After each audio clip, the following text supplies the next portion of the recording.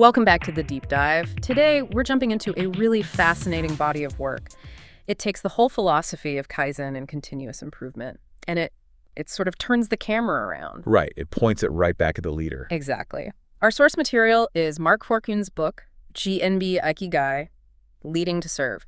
We're looking at the second edition, which lays out these 16 lean and culture-changing habits. And we're starting at the very beginning. We are. So if you, our listener, are in the lean community, you're probably, swimming in tools Kanban, 5S, all of that. The usual suspects. Right.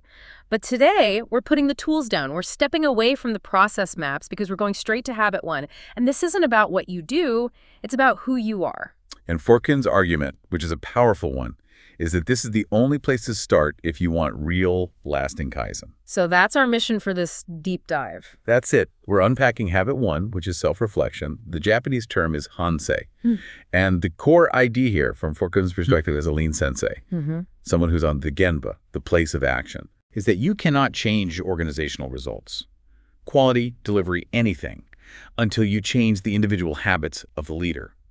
It starts and ends there. It's not just a business strategy for him, is it? It's deeper. Oh, much deeper. For him, lean isn't just about, cutting costs. It's a philosophy that's equally focused on developing people and achieving excellence. To get one, you have to do the other. One of the things that really jumped out at me from the start was this call for conscious leadership. Yes. It feels like so many leaders are just trapped in these systems that tell them to control people, to manage by numbers. Just focus on the outputs. Exactly.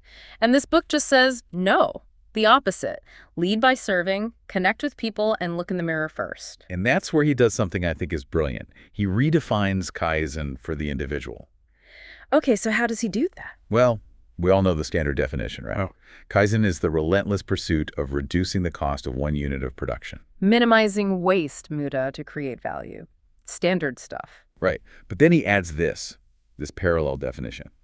He says Kaizen must also be about reducing the cost of one unit of your behavior. Wow. Okay, wait. The cost of one unit of your behavior. That's applying lean thinking to yourself in a very direct way. What does that cost actually look like? Think about all the waste, the muda a leader can generate. It's every non-value adding habit you have. Like what? Like poor communication, a defensive reaction to feedback, procrastinating on a decision because of ego.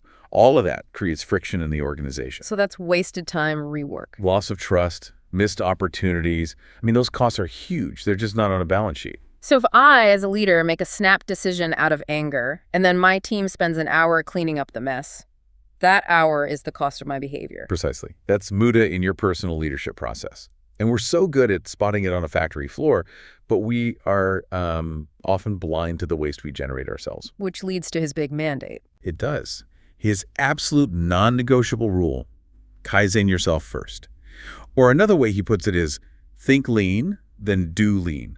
Before you touch anyone else's process, you have to optimize your own habits. And these aren't just, theories from a textbook. Not at all. He's very clear on this. He says they were, and I'm quoting here, forged at the Genba. The place of action. Exactly. Tested under, extreme conditions. They're specifically designed for serving others, which really reinforces that leadership is a service role. So this all brings us right to the front door of habit one. Hansei. The habit of self-reflection. He calls it a personal journey of taking responsibility for yourself. And honestly, if you skip this one, the other 15 don't matter. They'll just crumble. Okay, so if self-reflection is the starting line, right? What's the goal? What is Hansei supposed to actually achieve for a leader? The goal, in a word, is clarity. He says Hansei is there to achieve three very specific kinds of clarity. And those are? Clarity of policy, clarity of expediency, and clarity regarding what is right. Let's break that down. What's clarity of policy? That's about sticking to your true north, your long-term strategy, instead of just, reacting to every fire that pops up. Okay, makes sense. And expediency. That's about acting decisively at the right moment, not holding back because of fear or ego. And the last one, clarity on what is right. That's the ethical core. Dignity and respect. Always. Ensuring your actions align with dignity and respect for every single person. So Hansei is that strategic pause button. If you just power through your day on instinct and stress, you lose all three of those clarities. You do. And you inevitably end up, as the author warns, on a path where you're blaming everyone but yourself. It connects to that other phrase he uses, doesn't it? Aim for the coach you could be, not the person you are. It absolutely does. That reframing is so important. It means every single interaction is a chance to practice being that better version of yourself. But getting there requires some serious honesty, especially about your motives. That's the whole game, the motive check, as he calls it. A reflection is, frankly, useless if it's just on the surface. You have to rewind the tape of your day. The Genba film. Exactly. And you have to ask, what was really driving me then? Was it pride? Anger? Was I trying to look important? Or was it a sincere desire to help, to serve, to leave things better than I found them? That sounds incredibly hard. I mean, especially for leaders who've built careers on being confident, maybe even a little bit egotistical. It is hard. And he uses this really provocative question to force the issue. He asks you to ask yourself, which wolf did you feed today? Ah, the two wolves. Right, the wolf of constructive value-adding leadership, or the wolf of ego and control. It's not just a nice story. It's a daily diagnostic tool. So that's the why. How do we make this practical? How do we actually do Hansei every day? Oh, he gives us that tool you just mentioned. Yeah. The Genba film analogy. You have to treat your day, your actions, your words as if they're on film. Your leadership Genba is being recorded. And at the end of the day, you press rewind. You press rewind and you watch it back. You go, what did I say there? What was my body language? What did I do? This is literally practicing Genchi Genbutsu. Go, see, understand. But on yourself, you're going to the source. And he stresses you have to write it down. Writing it clarifies your thinking. You start to see the patterns of waste in your own behavior. Writing it makes it real. You can't just explain it away in your head. So how often? At least once a day. That's the prescription. Hmm. And it requires, well, a ton of humility. He says the more responsibility you take on, the more you must show humility and self-reflection. Humility feels like the real sticking point here, right? In so many corporate cultures, admitting you don't know something it's seen as a weakness. It is. But he reframes it. He says it's not a weakness, it's a core leadership competency. And it boils down to being able to sincerely say 3 things in front of your team. Which are? I made a mistake, I don't know the answer, and I'm sorry. If you, as a leader, cannot say those 3 phrases out loud, you are building a culture of fear. Because if you can't admit a mistake, they certainly can't. No way. And that failure to be sincere, that lack of Hansei, is what kills any chance of real improvement. It leads directly to his motto for this whole habit. No Hansei, no Kaizen. No Hansei, no Kaizen. The self-reflection is the engine. If that engine isn't running, the car's not going anywhere. So let's connect that to the organization as a whole. What happens, what's the real-world consequence when a leader just doesn't do this? He gives a really clear case study. A CEO of a small engineering company, a guy who was, smart, technically competent, but he completely avoided any honest reflection on his own leadership. Then the result. A cascade of failures.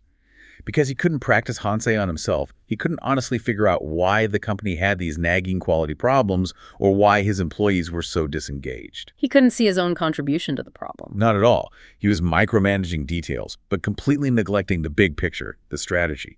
That inconsistency, which was born from his own denial, led to falling profits and a team that was just, cynical. So Hansei is not some soft skill. It's a strategic tool for building trust. It's the foundation of trust. And trust is the foundation for all the other 15 habits. You have to be honest with yourself before you can ever hope to show dignity and respect to others. And when employees see their leader modeling that kind of humility, owning their own behavioral waste, they start to feel safe. And safety is everything, isn't it? It's the key to engagement. You can't just hand someone engagement. No, you have to create the environment for it. Exactly. And think about a tool like Andon. The cord anyone can pull to stop the line and call for help. Without fear of being blamed. That's the critical part. If the leader hasn't shown humility through Hansei, that Andon cord is just a decoration. No one will ever pull it if they think they're going to get yelled at. So the leader's personal Kaizen makes the team's systemic Kaizen possible. It's the only way. If the leader can say, I was wrong, let's fix this, then the operator feels safe enough to say, I found a problem, let's fix this. One enables the other. It really clarifies that you can't lead a team toward self-reliance if you haven't developed self-reliance in analyzing your own behavior first. You've got it. We've established that habit 1, Hansei, is the absolute non-negotiable starting point for any leader trying to live this Genba Ikigai philosophy. So the key takeaway for you, the learner, seems to be this very simple but very difficult idea. Do not sacrifice the person you could be for the person you are today. That's it. You have to keep working on becoming that better coach. Keep Kaizen alive, not just on a spreadsheet, but in your soul, heart, and mind. The quality of your leadership is directly tied to the quality of your reflection. It's a continuous loop. The better you reflect, the better you lead. The better you lead, the more you have to reflect on. So here's the final thought we want to leave you with. If your job is to help others solve problems and become self-reliant, ask yourself this. How can you coach them to pull the anon cord on a faulty process if you're not pulling your own internal anon cord every single day on your own faulty behaviors? The change you want to see out there, it has to start with the sincere reflection in here.